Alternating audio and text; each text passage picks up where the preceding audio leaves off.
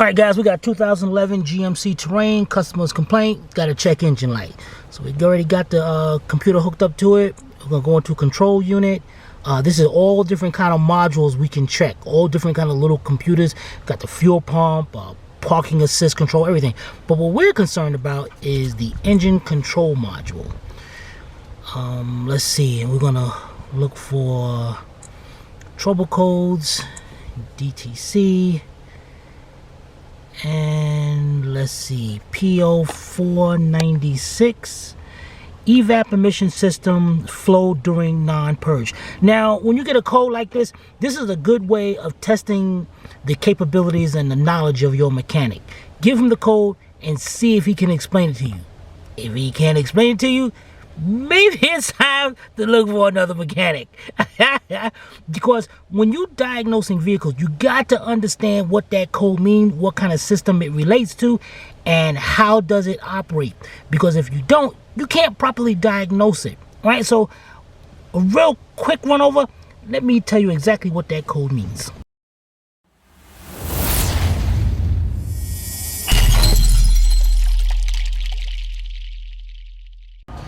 Alright guys, I'm going to explain this, and I might move kind of fast, so if you miss anything, just back the video. By the way, we got my wife recording, Sylvia. Hey Sylvia. Hello.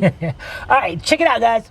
I got this antifreeze can up here because what this antifreeze can is representing is your gas tank. Here's your gas cap, this is your gas tank. Man, wow, wait a minute, gas tank.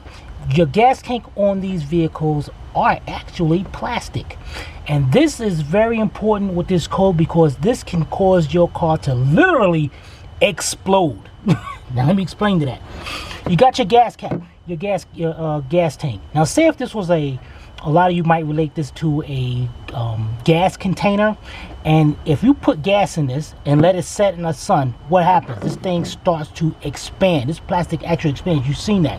So what GM said, okay, since we're making a plastic gas tank, because the metal one don't expand, we need a way that when it starts expanding, we need a way for that air to open up and purge out of the system. So the first thing they do is hook up a fuel tank pressure sensor on it. So this sensor detects how much pressure is in the fuel tank. When that fuel tank builds up so much pressure, they're gonna have a line coming out of here. Over here, this is not it, but I'm just using this as an example. Over here, it's called a purge valve. So once that tank builds up so much pressure, this purge valve got a little mechanical. The solenoid opens up, and this is connected to your intake manifold, and a vacuum is created, and it sucks that pressure out of there, and then closes up when it goes back to safe levels. This is also a good thing because what it does, it sucks out the fuel vapors from out of the tank and it reburns it right back into the engine. Now, this is what I mean by your car that can explode. If your purge valve is not operating, two ways it cannot operate. One is consistent purging, which that's the code we're getting. The other one, if it completely fails and it doesn't purge the system, this tank is going to start building up a lot of pressure, and it can expand the straps. You hit it the wrong way, boom, it's going to explode. Fuel vapors are highly flammable, so you definitely want to get that code checked out. And a lot of people will tell you, nah, no, you're good to go. So now that you have an understanding, before we go to Sylvia, you got any kind of questions about that right there? Can that code cause your car to have any issues? Yes, good question. It can cause your car to start stalling out, smelling like gas, because what happens is, now a lot of times, which is a good point, a lot of times your gas cap is supposed to be vented, but it's not vented enough to do that, just a slightly vent. Now, so what happens is, if now this code is saying it's constantly purging. That means that solenoid is open and it's constantly sucking the fumes out of this tank. So what's going to happen? This tank is going to start to implode, and eventually what it will do is suck up gas into the engine. You're burning more gas. You're going to mess up your catalytic converter, and it's going to be like a rich condition, and the car is going to start running bad. That's in extreme conditions. I think I have seen that one time, but it's very rare. Can it cause your car to have a hard start? That's it's possible, because if it's constantly purging, once you go to cut it off, that thing is still open up and it's slowly putting gas in there. It can, not really though. Okay. All right, so now what we're going to do here is get to the purge valve, and I'm going to show you guys and girls exactly how to test it. All right, now the purge valve on this vehicle is located right here behind the throttle body.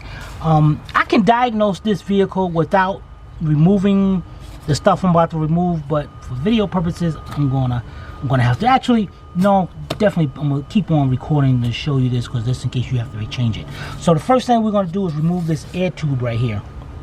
Do not damage this air tube in any kind of way. Any kind of cracks in this thing will run so poor, and the car probably won't even start. First thing, we're gonna disconnect this line right there. You have this little tab right there. Push that little tab that way to open that clip up and unplug it. The next thing you're gonna have to remove 2 clamps right here. Well, not remove them, just loosen them up. 5/16 or 8mm. Loosen up that one. And the other one's over here.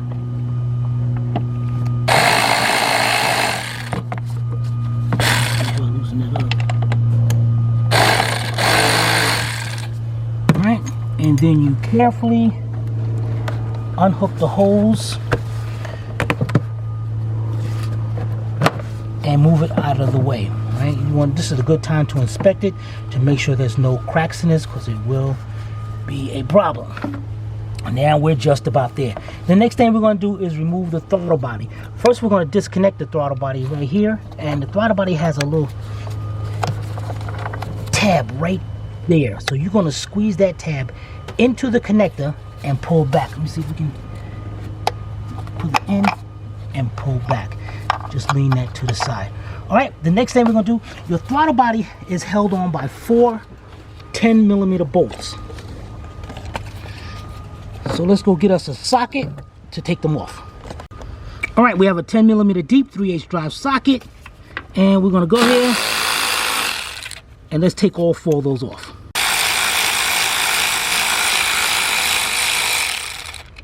Here we go. We're going to leave the bolts right in there. I'm going to set this over to the side. Move our harness out of the way. And there, let's tuck this over so we can get out of the way. You got good lighting up under there? Yes. All right, and here is our purge valve right here. This line right here, this plastic line, this is going to the gas tank. And there's our valve right there, which is plugged into the intake. All right, now what we have here, to take that off, we have 1 10mm bolt right there. Actually, let's get this line off first. Now to get this line off, see this little tab right here? This little safety tab. Take this, push this in as far as you can, and then you're gonna be able to back that line, because it's like open them clips up. And sometimes this is, it gets very difficult. Matter of fact, yeah, take that off like that. And now you have an electrical connector. On the other side of this connector, there's going to be a tab. You're going to squeeze that tab into the connector. You just heard me unclick it and back that off. Let me turn this off and show you. Turn this over.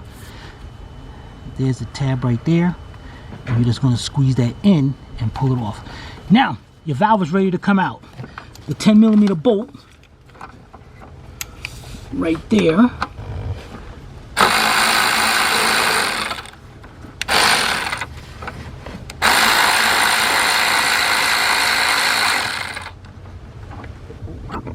Okay, take the 10mm bolt out, and you're just going to wiggle the valve and pull it right out. Now, how do we test? Now, let me explain to you what's now this right here, this part right here, this is going into the intake. When you start your vehicle up, the intake has a vacuum. It creates, because of the way that when the pistons come down on its intake stroke and all that, it creates a vacuum.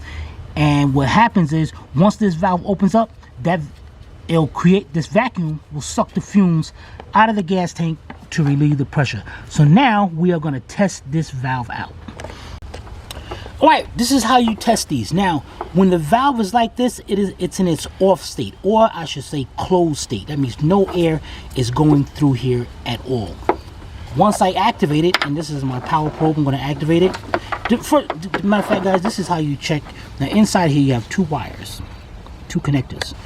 So what you're going to do is just connect this one here. I'm using a power ground and a power. This is what the how do you know where to connect it?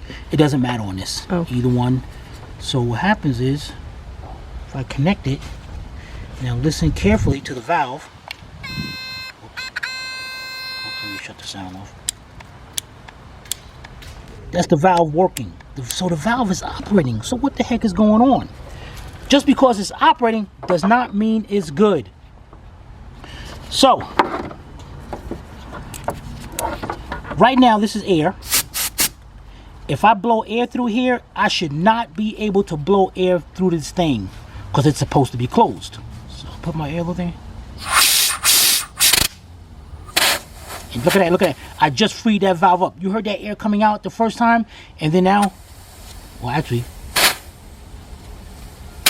it's still leaking. That valve is leaking. What I got here is another valve. This is different from a different GM, but they're the same principle. So if I take air and try to push it through here, yeah, take it off, you don't hear it. Go ahead. Nothing at all. That is a good valve. So now, this is what I'm gonna do.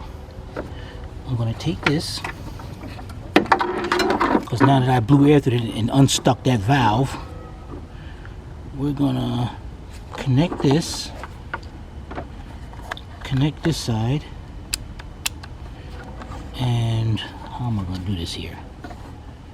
You need help? Yeah, hold that valve right there. Yeah, but we're gonna have to really hold down there because I gotta, because this is gonna really, yeah, push.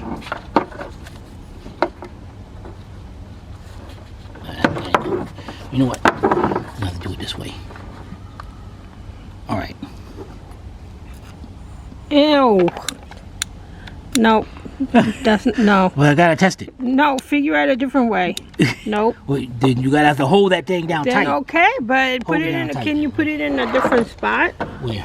I don't know, somewhere where I could put my hand on it. Or just grab it. Hold it tight. All right. So.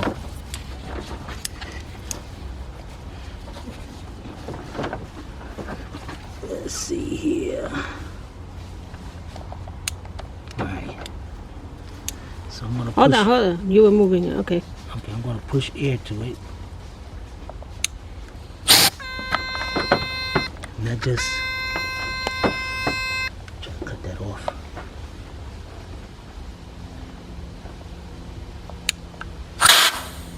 Right there. I can't push air through it. Activate it. Let it go. It comes back. So now before, when I had first tested this valve out, I put air through it. It went right through. So by me pushing air, it must have freed it up. But I know that is no good. Now we're gonna go to this one over here, and we're gonna have Sylvia do the same thing and hold that one.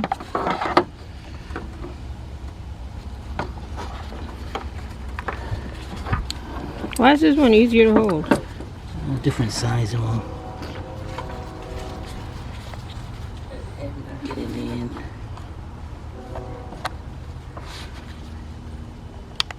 Okay, ready? Mm-hmm. All right. So when I hold it tight, because it's going to move. Now see, I'm blowing air through it, and it's actually backing up. But if I click it, open it, it opens right up. Let it go. It stops. So there you go. We are 100% positive that this vehicle, now right now I can probably put this valve back in and that check engine lights is not going to come back on, but I don't know. I don't know for how long. We definitely know that this is a bad valve, and this thing was constantly open, so it was constantly sucking the vapors out of there and causing this car to run rich and can cause other problems. So there you go, guys and girls. A quick way of diagnosing that code. If you have any questions, be sure to put them in the comment section below. Take care.